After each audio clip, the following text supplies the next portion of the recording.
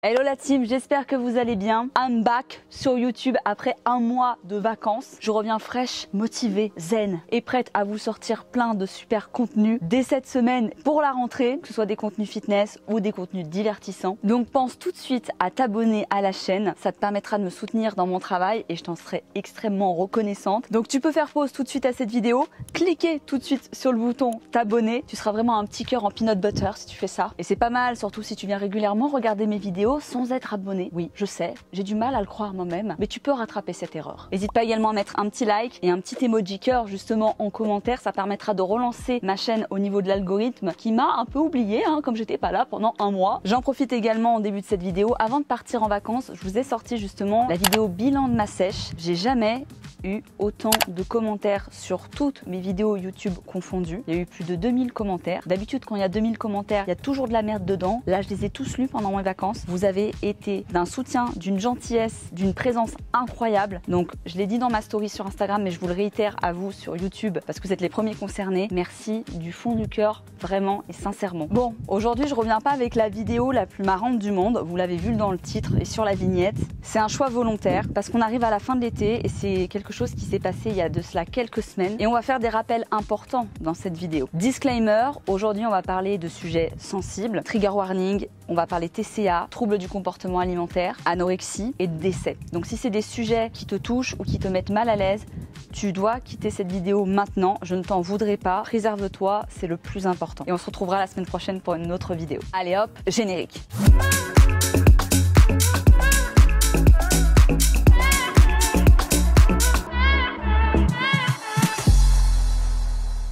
Aujourd'hui, on va parler du décès de l'influenceuse russe qui vivait en Malaisie, Zana Samsonova. Donc, comme c'est quelque chose d'assez récent, même si ça a été beaucoup traité sur YouTube, sur TikTok, etc., je vous invite à être particulièrement respectueux dans vos commentaires ou pour donner votre avis. Cette influenceuse a été particulièrement connue pour promouvoir son mode de vie basé sur le crudivorisme, un régime alimentaire qui consiste à ne manger que des fruits et des légumes crus et crus uniquement. Donc absolument rien d'autre. Alors entre croyances personnelles, régime alimentaire drastique et mode de vie controversé, on va analyser le cas de cette jeune femme et vous verrez que cette tragédie va faire écho à énormément de choses qui se passent en ce moment sur internet. À l'heure des trends en tout genre sur TikTok, réels, shorts, etc., se vantant d'avoir trouvé une méthode miracle ou un aliment miracle qui va absolument vous faire maigrir rapidement et sans effort, on va encore une fois débunker le vrai du faux. Zana Samsonova suivait un régime crudivore depuis plus de 4 ans. Elle se nourrissait principalement de fruits exotiques et de légumes 100% crus et absolument rien d'autre, encore une fois. Elle se nourrissait également de graines germées et de smoothies de fruits. Elle se revendiquait également forcément végétalienne. Alors pour ceux qui ne le savent pas, le végétalisme, c'est un mode alimentaire où on exclut tous les produits animaux, que ce soit les œufs, la viande, le poisson, le fromage ou tout produit issu de l'exploitation des animaux. Ça peut être également le miel. Donc en fait, le véganisme, c'est des gens qui sont végétaliens et qui appliquent également ce mode de pensée à leur consommation dans leur globalité, pas que dans leur consommation alimentaire. Végétalien n'est pas forcément vegan, même si en général ça s'y rapproche beaucoup. Mais dans le véganisme, on a ne pas acheter de cuir, ne pas acheter de laine, ne pas avoir de produits cosmétiques qui ont été testés sur les animaux, ne pas aller par exemple voir les dauphins dans les aquariums. En fait, c'est tout ce qui va traiter de l'exploitation des animaux de manière générale. Et souvent, les véganes sont dans leur mode alimentaire végétalien. Son discours sur les réseaux sociaux était que son mode alimentaire lui permettait de prévenir d'énormément de maladies, de se protéger des virus et qu'elle était en meilleure santé que 99% de la population. C'était une figure majeure, si vous voulez, du mouvement crudivore à l'international. Elle disait avoir adopté ce mode de vie il y a de cela de nombreuses années et n'avait pas été malade depuis ne serait-ce qu'une seule fois, considérant son mode de vie extrême et restrictif comme particulièrement sain. Elle affirmait également ne plus boire d'eau depuis plus de 6 ans, arrivant à gérer son alimentation uniquement justement grâce à sa consommation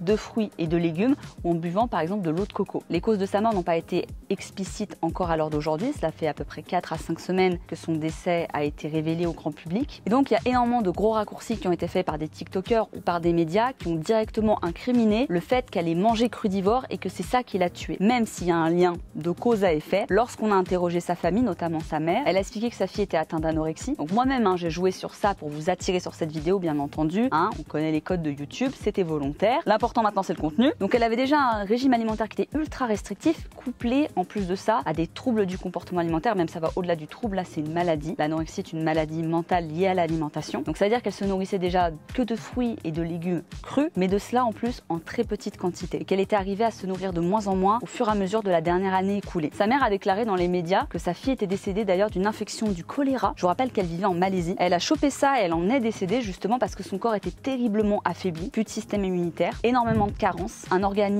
affaibli, appauvri. On peut dire qu'elle est décédée indirectement justement de son mode alimentaire, mais surtout de famine parce qu'elle ne s'alimentait plus. Alors forcément, on s'interroge également sur sa méthode alimentaire qui l'a amené justement peut-être à des troubles du comportement, à son anorexie. On ne sait pas si c'est l'anorexie qui l'a amené à ce mode alimentaire ou inversement. Ça restera des spéculations pour l'instant. Il y a plusieurs problématiques à ce type d'alimentation et surtout portées par des personnalités publiques assez suivies. Il faut vous dire que Zana, elle avait à peu près 30 à 35 000 personnes qui la suivent. Ça paraît peu par rapport à d'autres influenceurs qui ont des centaines de milliers d'abonnés, mais dites-vous que dans ce milieu-là, qui est une niche très spécifique, 35 000 personnes qui vont peut-être adopter le même mode alimentaire que cette influenceuse en pensant que ça va les prévenir du cancer, du Covid-19, comme on a entendu chez d'autres youtubeurs français crudivores aussi, ça va les mettre terriblement en danger. Surtout que dans le cas de Zana, elle est particulièrement convaincue de ce qu'elle dit et de ce qu'elle applique dans sa vie. C'est un peu différent, si vous voulez, des trends TikTok où on voit notamment des petites nanas conseiller de boire une cuillère à soupe de vinaigre de cidre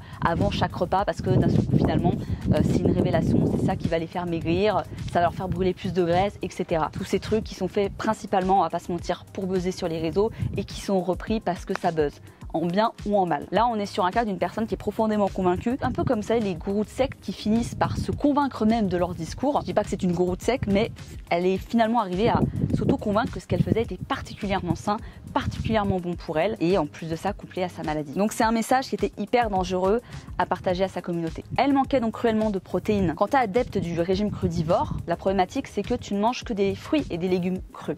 Donc on exclut les légumineuses qui sont principalement consommées dans les régimes végétariens et végétaliens, justement cuits, parce que sinon c'est très indigeste et c'est justement les légumineuses souvent qui apportent des fibres et des sources de protéines en plus de sources de glucides. Donc elle est exempte également de produits laitiers, d'œufs, etc. Et principalement des aliments aussi non transformés, ce qui est exempt totalement, pareil pour les régimes végétariens et végétaliens, du tofu, du seitan, de certaines protéines de soja, qui demandent une petite transformation quand même pour être consommées ensuite. Donc adieu les pois chiches, les haricots rouges, les lentilles, hyper bonne pour la santé, hyper intéressante au niveau nutritif. D'ailleurs, c'est pour ça que dans le régime crudivore, les légumineuses sont souvent consommées germées, des graines germées, parce que c'est plus facile à consommer et à digérer. Sauf que dans ce cas de régime-là, il faut en consommer quand même en grande quantité pour pallier à ses besoins et éviter justement les carences, en tout cas les limiter. Or, on a vu, Zana, elle, est anorexique et donc va consommer des aliments en petite quantité. La problématique en consommant tout le temps les mêmes types d'aliments sous une seule forme et en oubliant totalement la pluralité alimentaire, en se limitant et en ayant un régime très restrictif, on manque de nutriments. On est en carence de vitamines, de minéraux essentiels, de vitamine B12, de calcium, de fer et forcément,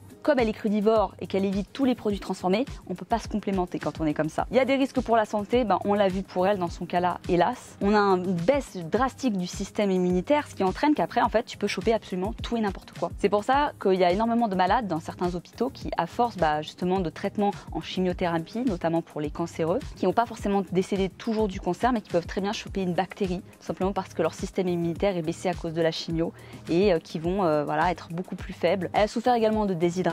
Même si elle s'alimentait avec des fruits et des légumes, il faudrait les consommer encore une fois en très grande quantité pour pouvoir pallier à ses besoins hydriques. Parce que même si les fruits et les légumes sont constitués en grande partie d'eau, et c'est ce qui les rend très peu caloriques et rassasiants d'ailleurs également, ils ne seront jamais suffisants. Juste de quoi combler les besoins pour continuer à vivre finalement. C'est ce qui va provoquer des problèmes digestifs, des problèmes de transit, des problèmes de régénération des cellules, des problèmes de fatigue et de ventre gonflé.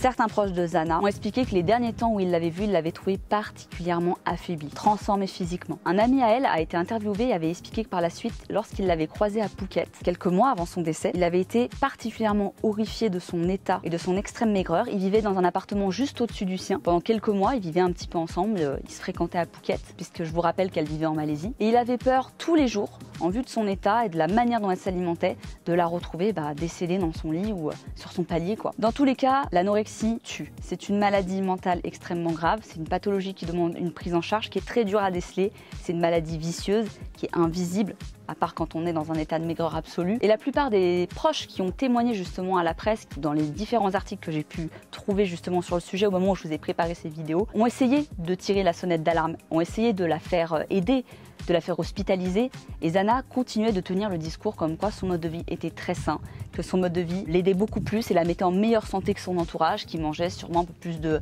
fast-food ou d'aliments industriels, et qu'elle était dans le vrai, que c'était son mode de vie, la vérité absolue. Et elle n'a demandé de l'aide que finalement quand elle a justement chopé le choléra et qu'elle devait absolument se faire hospitaliser d'urgence, sauf que hélas, cette prise de conscience, elle l'a eu trop tard.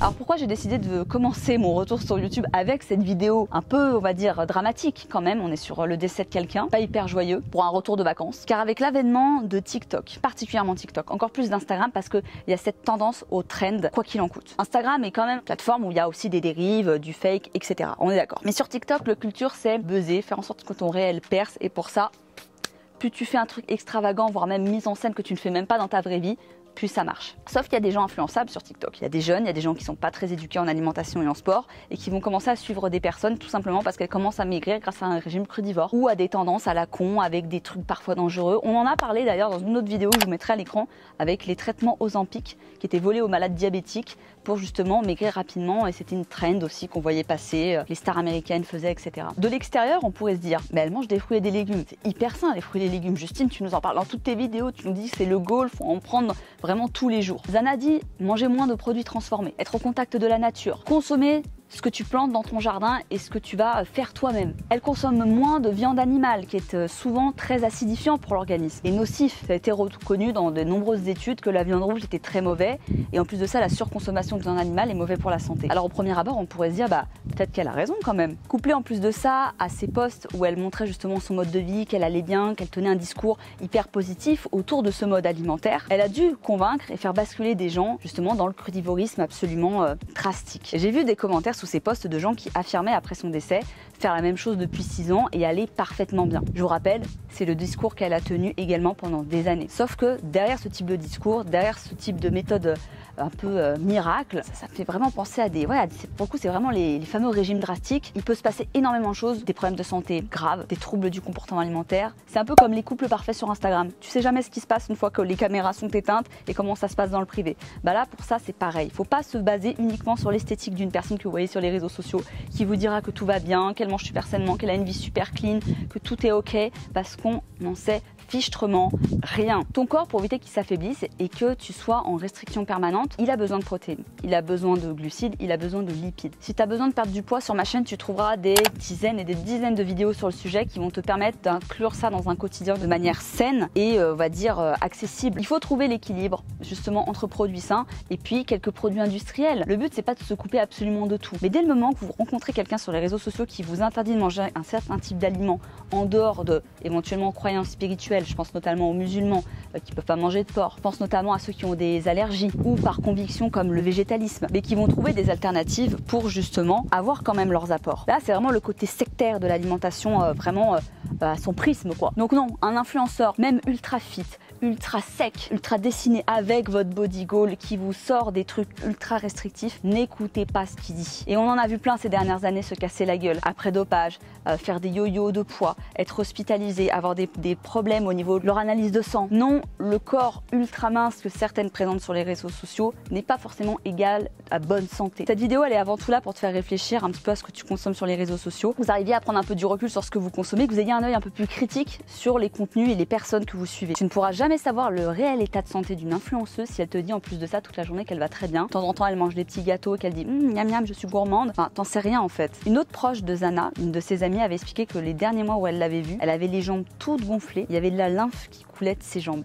Pour ceux qui savent pas ce que c'est de la lymphe, c'est un liquide présent à l'intérieur du corps humain et de d'autres organismes qui joue un rôle vital dans le système immunitaire. Son corps est en train de faire un rejet de la lymphe. Il permet le transport des nutriments et l'élimination des déchets. Et quand on est à ce stade-là, crois-moi, c'est que c'est déjà trop tard. Ce même discours dangereux, on l'a retrouvé chez un youtubeur français, Thierry Casanova, qui conseillait pendant la période du Covid, pour être sûr de ne pas attraper le virus, de faire des jeûnes accrus et que cela allait renforcer votre organisme. Il a été carrément accusé de dérive sectaire. Ça fait les gros titres à l'époque sur YouTube, il y a quelques mois encore. Il organisait des séminaires, des conventions, il faisait des vidéos YouTube, il était suivi par près de 1000 millions de personnes. C'était une grosse personnalité du YouTube français, pour sa niche en tout cas. Bref, pour conclure, faites attention aux discours extrêmes. Il y en a de plus en plus. Ça a toujours été le cas, mais c'est encore plus, on va dire, diffusé avec TikTok, les trends et les réseaux sociaux encore plus développés qu'avant. Prends soin de toi, rejoins-moi dès la semaine prochaine. Pense bien à t'abonner. Samedi prochain, je te sors une vidéo 7 règles d'or pour réussir ta transformation qui sera basée sur des conseils que j'ai appliqués moi-même sur ma sèche que j'ai fait donc là avant mes vacances d'été. Et t'inquiète pas, on va pas parler de smoothie de carottes et de gingembre cru. Je te fais plein de gros bisous. Dis-moi en commentaire ce que t'as pensé de cette vidéo. Fais-moi un petit cœur toujours pour le référencement. Et moi je te dis à très vite. Ciao, ciao.